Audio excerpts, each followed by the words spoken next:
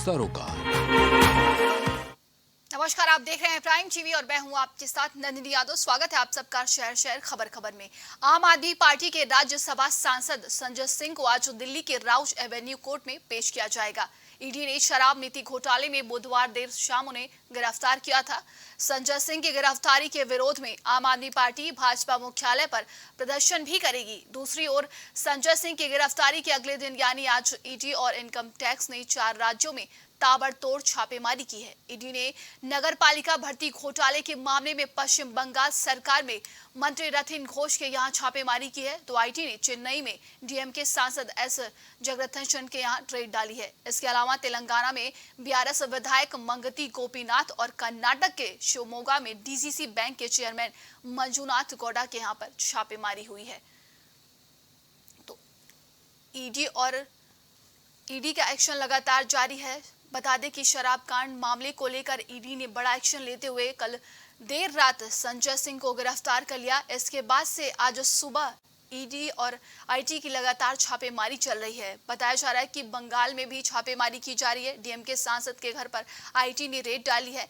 BRS विधायक के घर पर छापा पड़ा है और मंत्री रथिन घोष पर भी शिकंजा कसा गया है। तो लगातार ईडी और आईडी का एक्शन लगातार जारी है। और अब बताया जा रहा है कि जिस तरीके से आम आदमी पार्टी के सांसद संजय सिंह को ईडी ने गिरफ्तार किया, आज राउज एवेन्यू कोर्ट में पेश किया जाएगा और इसके बाद आगे की क्या कुछ कार्रवाई होगी वो देखने वाला होगा। वहीं पर आज लगातार छापेमारी सामने आ रही है। जिस तरीके से मंत्री रथिन घोष पर भी छापेमारी की गई है उनके वहां, इसके बाद डीएमके सांसद के घर पर आईटी की रेड पड़ी है, बीआरएस विधायक के घर पर छापा हुआ है।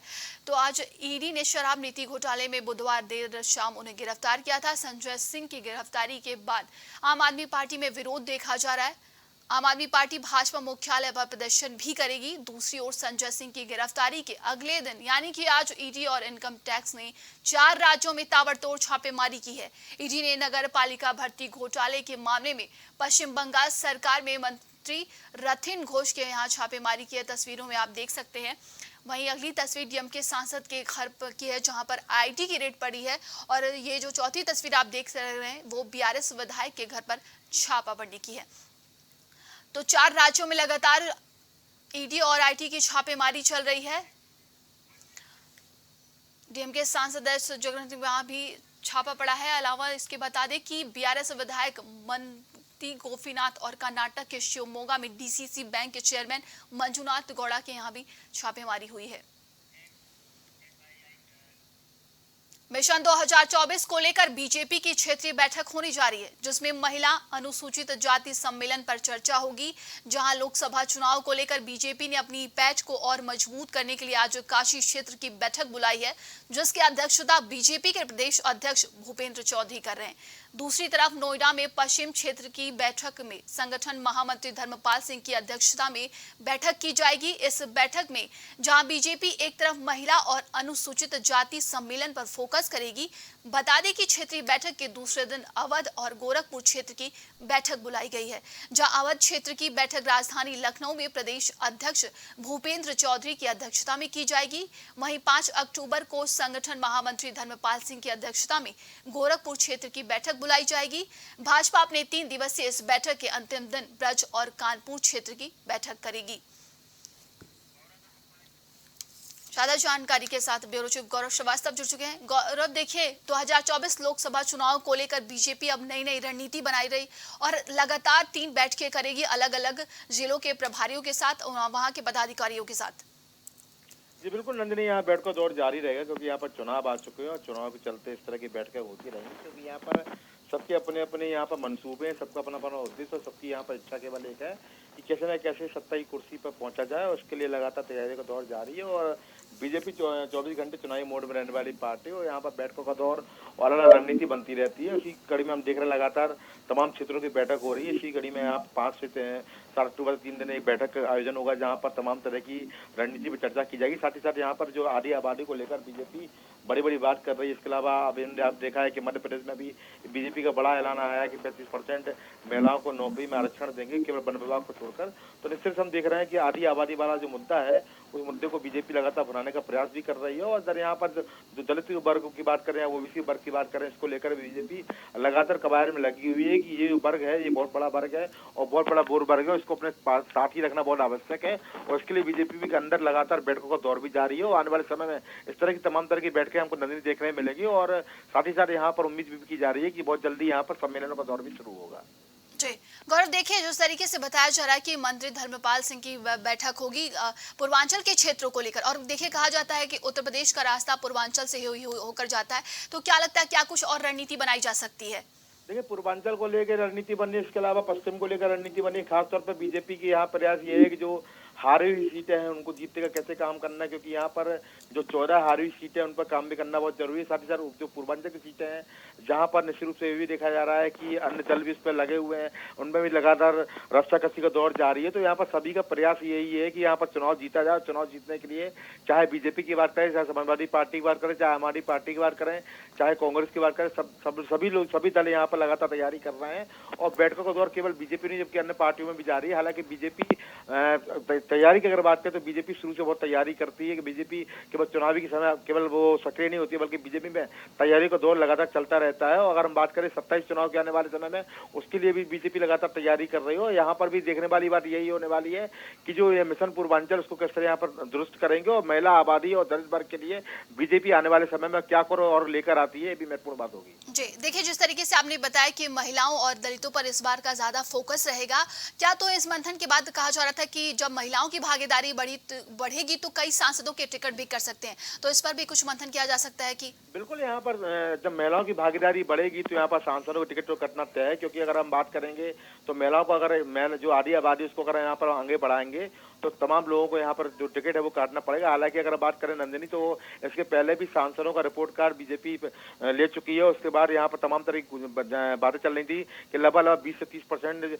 जो है सांसदों को टिकट काटे जाएंगे। तो कहीं ना कहीं यहाँ पर हलचलें तेज है और जो रिपोर्ट कार्ड वो बताता है तमाम सांसदों ने बहुत बेहतर काम किया है, तमाम सांसदों का काम औसत पाया गया, तमाम सांसदों का काम बड़ा खराब पाया गया है। उसमें तमाम बड़े नाम भी शामिल है। आने वाले समय में हम देखेंगे कि आधी आबादी के चलते और खराब रिपोर्ट कार्ड के चलते यहाँ पर तमाम लोगों के बड़े बड़े नामों को टिकट कटने की पूरी उम्मीद रहेगी। देखिए, बीजेपी की तरफ से पश्चिम यूपी को अलग राज्य बनाने की मांग की जा रही है, तो जिस तरीके से ये चर्चाएं बहुत तेज हो गई हैं, तो क्या लगता है इस पर भी कुछ बात सामने आ सकती है क्या?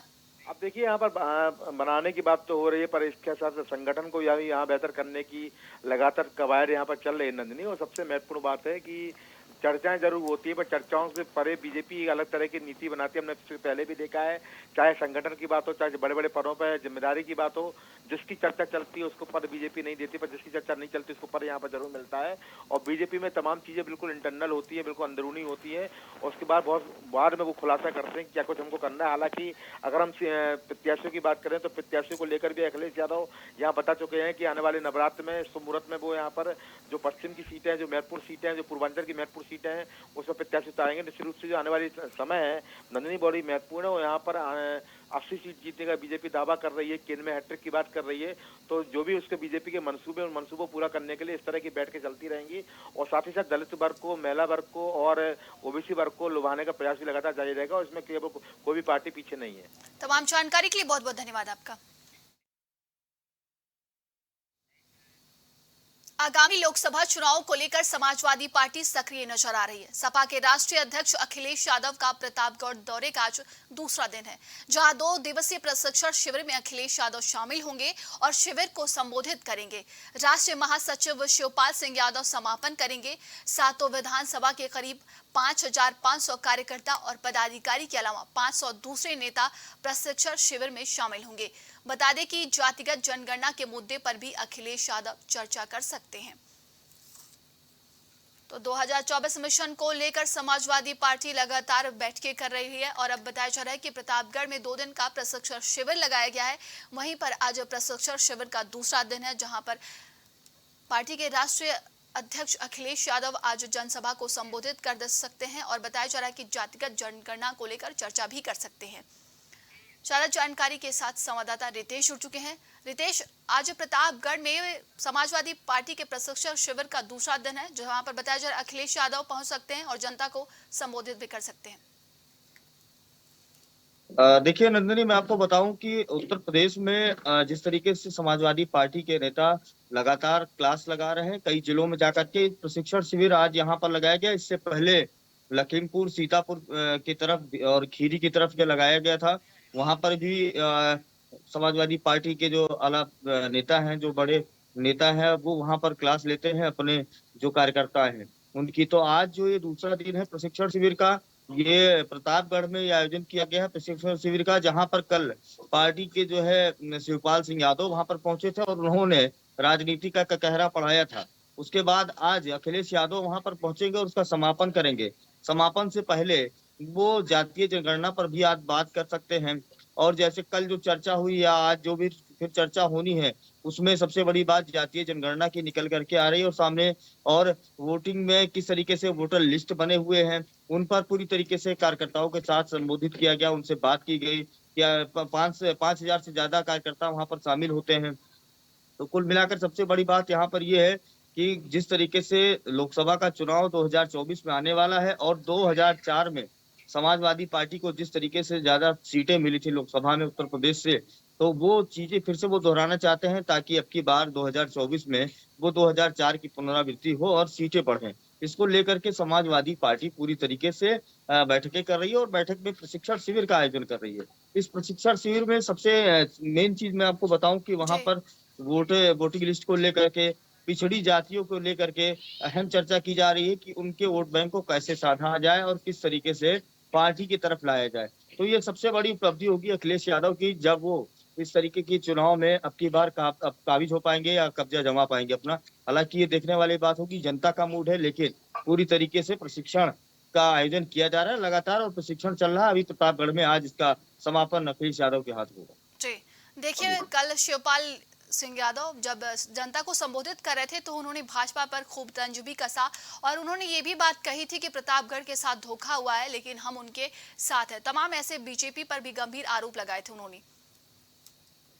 देखिए बिल्कुल जाहिर सी बात है, ये राजनीति का एक हिस्सा है कि एक आरोप और प्रत्यारोप एक दूसरे पार्टियों पर लगते रहते हैं। प्रतापगढ़ की जनता से उन्होंने वादा किया है। हालांकि जिस तरीके से प्रतापगढ़ में प्रशिक्षण शिविर हो रहा है, तो केवल प्रतापगढ़ के ही बूथ अध्यक्ष जो होते हैं, बूथ लेवल के कार्यकर्ता होते हैं, जो मंडल लेवल के कार्यकर्ता होते हैं, जिला स्तर के जो कार्यकर्ता हैं, वो प्रतापगढ़ के उन कार्यकर्ताओं को लगभग करीब 6,000 कार्यकर्ता वहां जुड़ते हैं और उनको इस प्रशिक्षण शिविर में शामिल किया जाता है। और आने वाले चुनाव में इस बात की बुनियाद को तय करेंगे कि किस तरीके से अब 2024 को जीता जाए, जिससे यहाँ होने वाले जो विकास हैं, जो विकास की राह कहीं ना कहीं रुकी हो, उसको फिर से उस डगर पे लाई जाए। तो ऐसे में समाजवादी पार्टी के मुखिया अखिलेश यादव लगातार इन सब चीज जगह पे भ्रमण कर रहे हैं। हालांकि उनकी पत्नी डिंपल यादव हैं, उनका अभी कोई पता नहीं है। ऐसे में पार्टियों का मानना है, पार्टी के कुछ लोगों का एक कहना भी है कि जिस तरीके से पिछड़े जातियों के लिए, ओबीसी के लिए और अन्य जातियों के लिए, अति पिछड़ा वर्ग के लिए अगर जिस तरीके से पूर्व मुख्यमंत्री अखिलेश यादव कोशिश कर रहे हैं, तो ऐसे में उनकी पत्नी डिंपल यादव महिला मोर्चा क्यों नहीं वो कोशिश कर रही, महिलाओं से क्यों नहीं जुड़ रही। तो ये बड़ा सवाल ये भी है। हालांकि जिस तरीके से अब 24 का वोट साधने के लिए पूर्व मुख्यमंत्री अखिलेश यादव आज प्रतापगढ़ में है, उसका समापन कर रहे हैं। तो ऐसे में प्रशिक्षण शिविर कितना कारगर होगा, ये आने वाले चुनाव में पता चलेगा। हालांकि ये लगातार जानकारी मिल रही पार्टी की तरफ से कि अभी ये प्रशिक्षण शिविर लगातार जारी रहेगा और मेन मुद्दा इसका जातीय जनगणना होगा। जी, देखिए जिस तरीके से कहा जा रहा था कि चाचा भतीजे की जोड़ी जिस तरीके से सक्रिय हो गई है तो कहीं ना कहीं समाजवादी पार्टी को इससे लाभ मिलने लगा है, चाहे वो घोषी का उपचुनाव हुआ हो। लेकिन आगे क्या लगता है, ये चाचा भतीजे की जोड़ी कमाल दिखा पाएगी क्या समाजवादी पार्टी के लिए?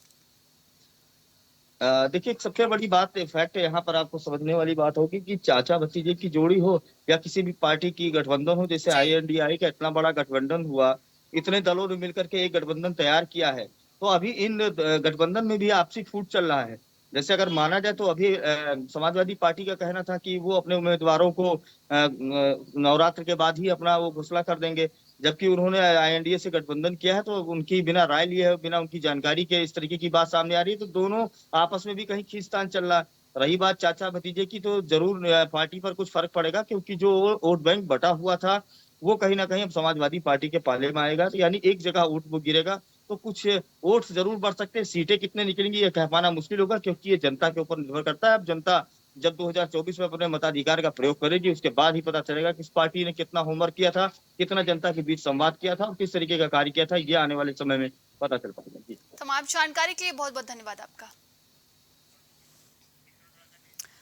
तो कार्यकर्ताओं को आज अखिलेश यादव मंत्र देंगे। बता दें कि प्रतापगढ़ में समाजवादी पार्टी का प्रशिक्षण शिविर लगाया गया, जिसमें आज समाजवादी पार्टी के राष्ट्रीय अध्यक्ष अखिलेश यादव शामिल होंगे। मिशन 2024 को लेकर कांग्रेस दलितों और पिछड़ों के बीच पैठ बनाने में जुट गई है। कांग्रेस उत्तर प्रदेश में दलित गौरव संवाद शुरू करने के लिए तैयारी कर रही है। इसका शुभारंभ 9 अक्टूबर को बहुजन समाज पार्टी के संस्थापक काशीराम की पुण्यतिथि पर होगा, जिससे कि दलितों और अति पिछड़ों वर्गों का समर्थन वापस हासिल किया जा सके। ये कार्यक्रम 1 महीने से अधिक समय तक चलेगा, जो कि 26 नवंबर को समाप्त होगा। इसे संविधान दिवस के रूप में मनाया जाएगा। ज्यादा जानकारी के साथ संवाददाता विवेक जुड़ चुके हैं। विवेक, कांग्रेस का दलित कार्ड अब खेलने की बारी आ गई। बताया जा रहा है कि काशीराम की पुण्यतिथि पर खास प्लान की जा रही है। क्या कुछ वो प्लानिंग है?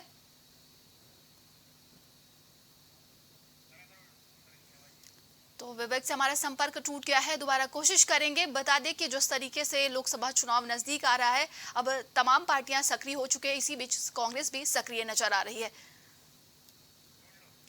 फिर से रुक करते हैं विवेक की तरफ। विवेक, बताया जा रहा है कि कांग्रेस अब लोकसभा चुनाव को लेकर दलितों की तरफ रुझाने की कोशिश कर रही है। काशीराम की पुण्यतिथि पर खास प्लानिंग की जा रही है। क्या कुछ वो प्लानिंग है? देखिए नंदनी, इस प्रकार से दलित वोट बैंक के लिए सभी राजनीतिक प्रयास कर रहे हैं, चाहे वो भारतीय जनता पार्टी हो, चाहे वो कांग्रेस हो, चाहे वो समाजवादी पार्टी हो या फिर बहुजन समाज पार्टी हो। सभी जो है दलित वोटों के लिए तत्पर दिखाई दे रहे हैं और आने वाले कुछ ही महीनों में आम चुनाव होने वाले हैं। ऐसे में कांग्रेस जो है अपना जनाधार अब बढ़ाने के लिए, खास तौर पर पश्चिमी उत्तर प्रदेश में अपना जनाधार बढ़ाने के लिए काशीराम की पुण्यतिथि पर 9 अक्टूबर से दलित गौरव संवाद नाम का एक अभियान शुरू करेगी और 9 अक्टूबर से शुरू होने वाला ये संवाद 26 नवंबर तक चलेगा। इस बीच इस पूरे पीरियड में दलितों के बीच जाकर कांग्रेस के कार्यकर्ता जन जागरण करेंगे। लोगों की बात सुनने के लिए 1 लाख दलित अधिकार पत्र भी कांग्रेस भरवाएगी। साथ ही साथ हर विधानसभा क्षेत्रों में दलित बस्तियों के बीच रात 10 बजे तक चौपाल लगाई जाएगी। इस चौपाल के माध्यम से उनकी समस्याओं को सुना जाएगा। अगर बात करें तो चौपाल में 500 दलित अधिकार पत्र भरवा जाएंगे और 250 लोगों के मोबाइल नंबर भी एकत्रित किए जाएंगे। इस पूरे अभियान में अगर देखा जाए तो जो इस वर्ग के जो प्रबुद्ध लोग हैं, डॉक्टर, इंजीनियर समेत अन्य प्रबुद्ध लोगों की भी भागीदारी बढ़ाएगी। बात की जाए तो 18 मंडल मुख्यालय पर दलित गौरव यात्रा भी निकाली जाएगी, क्योंकि 1980 तक उत्तर प्रदेश में जो दलित वोट बैंक हैं वो कांग्रेस के वोट बैंक हुआ करते थे। उसके बाद अगर बात करें तो ये क्षेत्रीय पार्टियों में टूटना शुरू हुए और आज जिस तरीके से दलित वोटर्स के लिए सभी अपनी अपनी तैयारियां कर रहे हैं। खास तौर पे देखा जाए तो इमरान मसूद फिर से कांग्रेस में वापस आ रहे हैं। बात की जाए तो कांग्रेस से जाके वो बसपा में गए थे और कहीं ना कहीं पश्चिमी उत्तर प्रदेश में एक मजबूत आधार बनाने के लिए कांग्रेस जो है इस प्रकार के अभियान चला रही है। जी देखिए, प्रदेश अध्यक्ष अजय राय लगातार अब अलग अलग विषयों पर अपनी बातें रखते हैं, वो चर्चाओं में भी है और सीट शेयरिंग को लेकर देखिए उत्तर प्रदेश में बड़ी घमासान चल रही है। इसी के बीच अब कांग्रेस अपना नया दलित कार्ड भी खेलने जा रही है। तो क्या लगता है कांग्रेस को कितनी मजबूती मिलेगी और कितना फायदा होने वाला है? देखिए, कितना फायदा होने वाला है वो चुनाव के रिजल्ट के बाद ही आकलन लगाया जा सकता है, लेकिन कहीं ना कहीं देखा जाए तो जिस तरीके से अजय राय ने कमान संभाली है, उसके बाद उत्तर प्रदेश की कई ऐसे मुद्दे हैं जिस पर प्रमुखता से वो अपनी आवाज उठा रहे हैं और कांग्रेस पार्टी को लीड करते हुए दिखाई दे रहा है। साफ तौर पर उन्होंने साफ तौर पर कहा कि उनकी जो तैयारी है एक प्रदेश अध्यक्ष होने के नाते, उनकी तैयारी 80 की पूरी 80 सीटों पर। अब वो हाईकमान डिसाइड करेगा कि इंडिया गठबंधन के बैनर तले कितनी सीटें जो है सीट शेयरिंग फार्मूला से कांग्रेस को मिलती है। खासतौर पर अगर बात की जाए तो उत्तर प्रदेश में भारत जोड़ो यात्रा फेज 2 की शुरुआत होने वाली है। पश्चिमी उत्तर प्रदेश उसका एक अहम हिस्सा रहेगा और कहीं न कहीं कांग्रेस पश्चिमी उत्तर प्रदेश में अपने वर्चस्व को और भी बढ़ाना चाहती है। साथ ही साथ पूर्वांचल से अजय राय ताल्लुक रखते हैं, तो पूर्वांचल का देश और पश्चिमी उत्तर प्रदेश ये दोनों कांग्रेस में कम से कम यहाँ पे जनाधार बढ़ाने के लिए, यहाँ पे वोट बैंक बढ़ाने के लिए अपनी तैयारी कर ली है। इमरान मसूद को वापस बुलाया गया है, साथ ही साथ दलित गौरव अभियान भी चला रही है ताकि जो आने वाले समय में आम चुनाव होने वाले हैं उसमें कांग्रेस की जो भागीदारी है वो और भी बेहतर हो सके। जी इमरान मसूद जो है कांग्रेस में फिर से वापस आ रहे हैं, तो क्या लगता है क्या कुछ और उन्हें जिम्मेदारी दी जा सकती है क्या कांग्रेस की तरफ से? देखिए, अगर बात की जाए तो इमरान मसूद 7 अक्टूबर को कांग्रेस में शामिल हो जाएंगे। अपने समर्थकों के साथ बाकायदा दिल्ली जाएंगे और पश्चिम में अल्पसंख्यकों के बीच में गहरी पैठ रखते हैं। पूर्व विधायक रह चुके हैं, इसके पहले भी कांग्रेस में थे, प्रियंका गांधी के खास थे। और बात करें तो विधानसभा चुनाव से ठीक पहले अपने समर्थकों के साथ वो बसपा में आ चुके थे। सपा ने टिकट नहीं दिया, फिर वो बसपा में आ गए। इसके बाद अगर बात की जाए तो जिस तरीके से उनकी लगातार नजदीकियां कांग्रेस से बड़ी है, राहुल से बड़ी है, तो उनको खामियाजा जो है वो भुगतना पड़ा है और बसपा ने उसको पार्टी से निष्कासित कर दिया। लेकिन एक बार फिर पश्चिमी उत्तर प्रदेश में एक नई दावेदारी जो है इमरान मसूद को कांग्रेस पार्टी की तरफ दी जा सकती है। तमाम जानकारी के लिए बहुत बहुत धन्यवाद आपका। माफिया मुख्तार अंसारी की मुश्किलें कम होने का नाम नहीं ले रही हैं। वहीं आज गाजीपुर के एमपी एमएलए कोर्ट में माफिया मुख्तार पर सुनवाई होगी। बता दें कि करंडा थाने में साल 2010 में मुख्तार गैंग पर गैंगस्टर दर्ज करवाया गया था। बता दें कि करंडा थाना क्षेत्र के सुआपुर के रहने वाले कपिल देव सिंह हत्या मामले के बाद मुख्तार पर गैंगस्टर एक्ट लगाया गया था। मुख्तार को कपिल देव सिंह हत्याकांड में साजिश करने का आरोपी बनाया गया है। हालांकि दोनों मामले में मुख्तार बरी हो चुका है। तो आज एमपी एमएलए कोर्ट में सुनवाई होगी मुख्तार अंसारी के गैंगस्टर मामले को लेकर। बताया जा रहा है कि मुख्तार के गैंगस्टर मामले को लेकर आज एक बार फिर से एमपी एमएलए कोर्ट में सुनवाई की जाएगी। बता दें कि करंडा थाने में साल 2010 में मुख्तार पर गैंगस्टर दर्ज किया गया था और इसी के साथ करंडा थाना क्षेत्र के सुआपुर के रहने वाले कपिल देव सिंह हत्या के मामले के बाद मुख्तार पर गैंगस्टर एक्ट लगाया गया था। मुख्तार को कपिल देव सिंह हत्याकांड में साजिश करने का आरोपी बनाया गया है। हालांकि दोनों मामलों में मुख्तार बरी हो चुका है।